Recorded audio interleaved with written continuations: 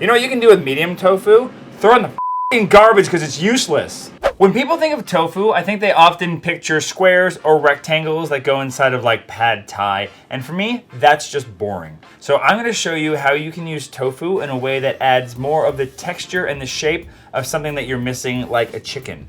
I pressed this tofu for about a half an hour. If you don't have a tofu press, that's fine. All you have to do is wrap it in a kitchen towel and then put some heavy books on top of it, and it'll do basically the same thing. Also, this recipe doesn't live or die by the fact that the tofu's been pressed, so if you can't do it, that's totally fine. So now what I'm gonna do is I'm gonna rip up this tofu just into little pieces, because this is what's gonna give it that texture that's a little bit more like chicken.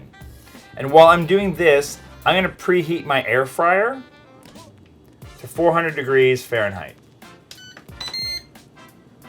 And by the time this is ready, the air fryer will be up to temperature. So you don't have to be pretty here. You're just trying to get some pieces that are nice and texturized and have some bumps on them. So try not to make them too small, because then they're gonna get really, really crispy, but that's okay too. There's no rhyme or reason for how you make the shapes. Just try to make them bite-sized and all roughly the same shape so that they cook evenly inside of the air fryer. If you don't have an air fryer, you could do this inside of a convection oven. It's just not gonna give the same texture on the outside, but it'll still be pretty great. Here I'm using extra firm tofu, but you could also get away with using firm. You don't wanna use medium tofu here or silken because it'll just turn to mush. No good. You know what you can do with medium tofu? Throw it in the f***ing garbage because it's useless. So now that this is in the pieces we want, what we're gonna do is we're gonna toss it with a teaspoon of cornstarch and poultry seasoning. And then we're gonna toss that around with our hands until everything is coated. The cornstarch is what's gonna add to that crispy element, and the poultry seasoning is there for flavor. You can also do this without the poultry seasoning if you want, depending on what you're going for in terms of your flavor, but this adds that little chicken flavor we're looking for. So that is more or less nicely coated. So now all we're gonna do is pull out our air fryer basket, toss it inside,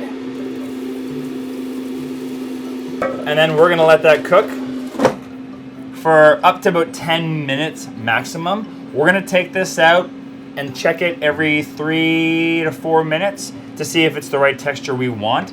Let's check it. Okay, this is getting close. There's a differing opinion in my household.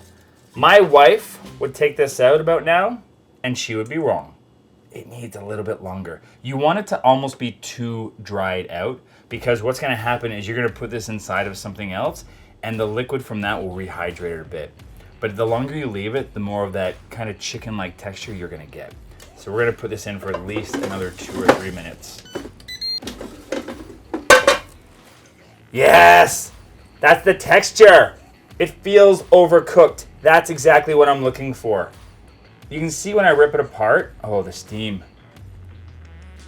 That there's little lines in it because we pressed it, and it looks like chicken when you rip it inside. It's not stringy the way chicken is, but it's pretty close in texture there. And because there's this little skin on it, you wouldn't want to eat it like this because it's a bit too dry. But the trick is, if you mix this into any kind of a dish that's got some kind of a liquid, it doesn't need much, it'll rehydrate for you. So just to give you an example here, I'm just gonna put a couple pieces in here and just throw in just a little bit of vegetable broth